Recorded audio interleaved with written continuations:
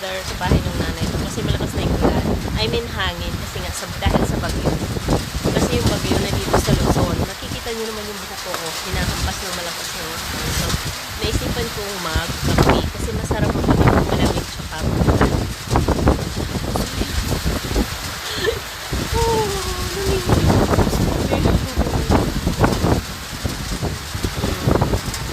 ito tayo.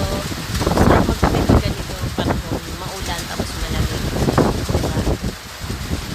Ingat sa lahat. So, ayan, malakas talaga yung hangin dito sa bahay. Sa ano kasi walang punong kahoy dito eh. Diba? Nakikita nyo walang mga punong kahoy malayo sa ano. Kaya yung hangin talaga dito umahampas. So, ayan guys, ingat! Ingat po sa ano mga Taga-Luzon. Sana okay tayo lahat. Be safe and magdasal tayo na sana hindi masyado malakas yung bagyo. At safe po everyone. Love you all. Bye!